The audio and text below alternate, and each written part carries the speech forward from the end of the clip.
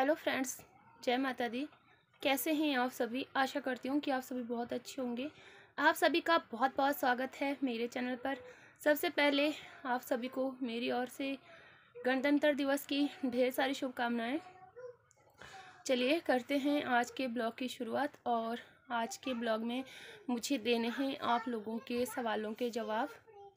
तो वीडियो शुरू करने से पहले अगर आप पहली बार मेरे चैनल पर विज़िट कर रहे हैं तो प्लीज़ चैनल को सब्सक्राइब कीजिएगा और वीडियो ज़्यादा से ज़्यादा शेयर कीजिएगा अपनी फैमिली और फ्रेंड्स के साथ में। फ्रेंड्स, आज 26 जनवरी है और अभी दोपहर का टाइम। फ्रेंड्स, आज मेरी तबीयत ठीक नहीं है, मुझे बहुत ज़्यादा बुखार हो रहा है और अभी बाहर हो रही है बारिश। तो पशुओं को मैंने बड़ी मुश्किल से अंदर किया, बाहर बांधे हुए थे। सुबह थोड़ी थोड़ी धूप थी तो बाहर बांधा हुआ था और बड़ी मुश्किल से जब बारिश लगी ना तो मैं उठी, बड़ी मुश्किल से पशुओं को अंदर बांधा और अब मैंने दवाई वगैरह खाई और मुझे करना है थोड़ी देर रेस्ट। देखिए यहाँ पे आ चुका है वंशु। वंशु हेलो करो। हेलो। कैसे हो आप सब? कैसे? क्या कर रही हैं आप सब? अच्छा वंशु, हाँ। आप ये बताओ ना। हाँ। देखो इसके हाथ, ये बच्चे ना ऐसा करते हैं, बाहर जाता है बाहर जाता है और मानता ही नहीं है ना। वंशु, हाँ। आप बताओ ना, आपका भैया कहाँ है? चेतन कहाँ है? चेतन कहाँ है? चेतन चला गया है दादा के घर में। वंशु को लगी है बहुत ज़्यादा याद आ रही है वंशु भैया की। आ रही है? हाँ। अच्छा, तो मुझे बोलता है भैया कब आएगा कब आएगा, और वो आ जाएगा 1 या 2 दिन में वापस। और आज सबसे पहले तो जिसका जन्मदिन है उनको मेरी ओर से जन्मदिन की ढेर सारी शुभकामनाएं। और किसका जन्मदिन है? बहुत ही ख़ास दिन है आज। सबसे पहले तो आज हमारे हिमाचली ब्लॉगर मधु ठाकुर जी, उनका जन्मदिन है, तो उनको भी मेरी ओर से जन्मदिन की ढेर सारी शुभकामनाएं। माता रानी उनको दीर्घ आयु प्रदान करे और निरोगी काया दे। बस मेरी यही माता रानी से प्रार्थना है, वो दिन रात दोगुनी चौगुनी तरक्की करे, क्योंकि वो बहुत ही अच्छे इंसान हैं, बहुत ही अच्छे। उनकी तो मैं क्या तारीफ़ करूं, आप खुद उनको जानते हो। और एक और बहन है हमारी, उनका भी जन्मदिन है। और हमारी एक और बहन है सरबजीत कौर, सरबजीत, उनका भी आज जन्मदिन है, तो उनको भी मेरी ओर से जन्मदिन की ढेर सारी शुभकामनाएं। माता रानी से प्रार्थना करूंगी कि माता रानी आपको दीर्घायु प्रदान करे, आपकी ज़िंदगी में कभी कोई गम ना हो।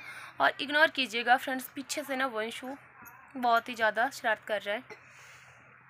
माता रानी से दुआ करूंगी, प्रार्थना करूंगी सरबजीत जी के लिए भी कि उनको निरोगी काया दे माता रानी, उनको हर एक सुख सुविधा दे। माफ़ कीजिएगा बोलने में अगर कोई गलती हो गई हो, क्योंकि मुझसे ना बैठा भी नहीं जा रहा है। और एक और हमारी बहुत ही प्यारी सी दीदी हैं जो कि सरोज दीमान, तो ये हमीरपुर से हैं और दिल्ली में रहते हैं। और जब भी आते हैं हमारी वीडियो पे बहुत ही प्यारे प्यारे कमेंट करते हैं, बहुत ही अच्छे। मुझे बहुत अच्छा लगता है जब आप लोग ना ऐसे हमें मोटिवेट करते हो अपने कमेंट के थ्रू, क्योंकि आप लोगों के कमेंट्स ही होते हैं जो कि हमें कुछ और आगे अच्छा करने की प्रेरणा देते हैं। और मेरी एक और बहन है निर्मला ठाकुर जी, तो निर्मला ठाकुर जी ने हमें पूछा था कि आप मायके में क्यों रहते हो, आपके ससुराल वाले आते हैं, तो आपने बोला कि आपको तलाक दे दिया है आपके पति ने।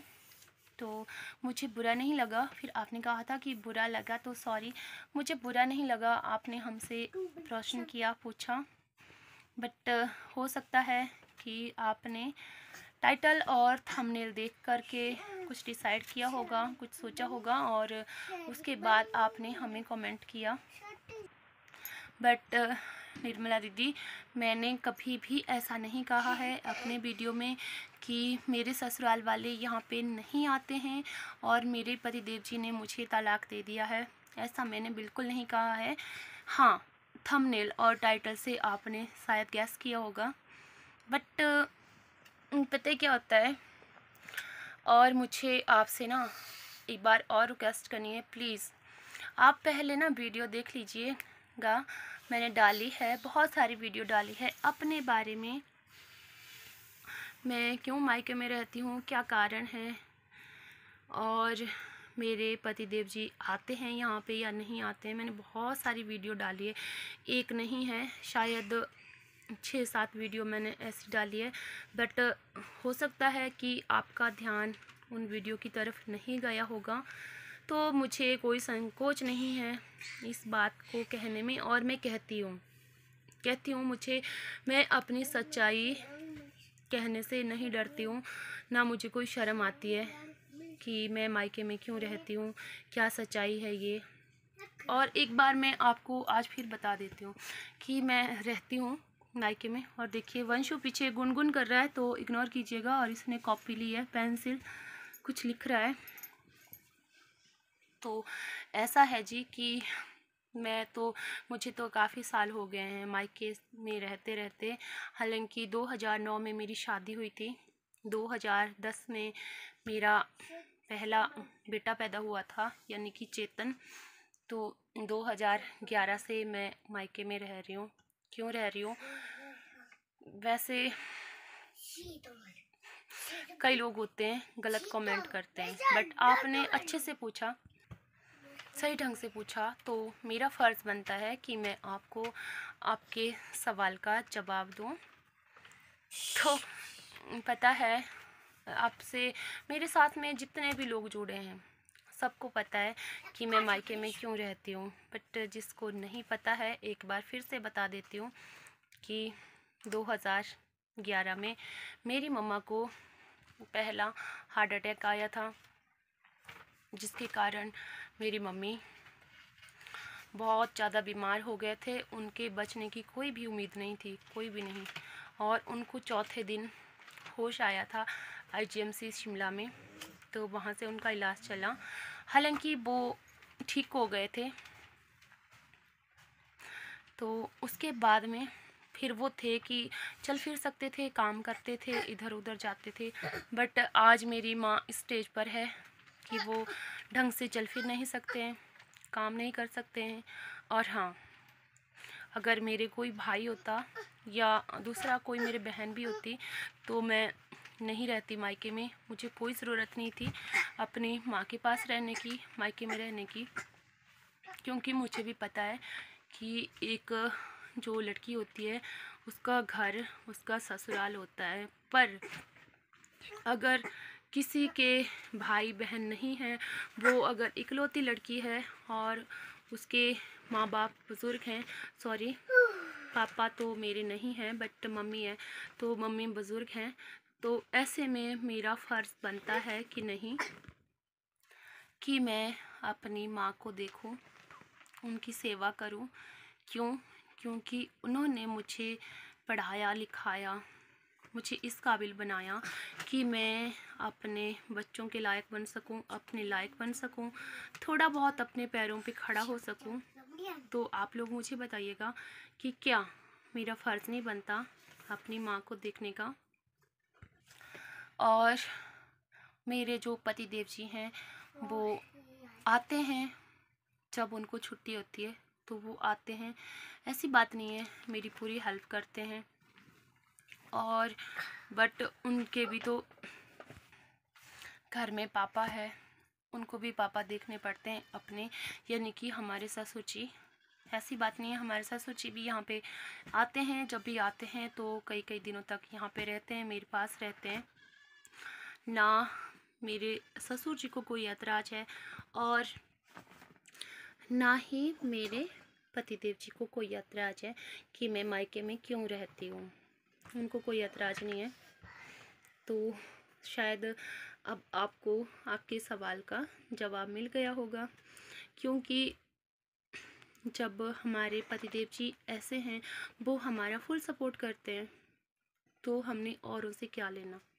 कई लोग होते हैं गलत बातें बनाते हैं, गलत कमेंट करते हैं, बट हमें लोगों से कुछ भी नहीं लेना। जब हमारे पतिदेव जी हमारे साथ हैं, हमारा साथ देते हैं, मुझे लोगों की परवाह नहीं है, लोग क्या कहते हैं क्या नहीं कहते हैं।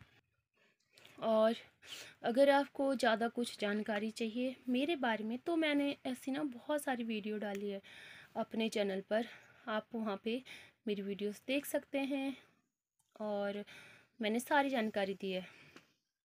तो आई होप आपको आपके सवालों का जवाब मिल गया होगा। और आज की वीडियो में भी बस इतना ही, क्योंकि मुझसे ना बोला भी नहीं जा रहा है। आज तबीयत बहुत ही ज़्यादा ख़राब है, बहुत ही ज़्यादा।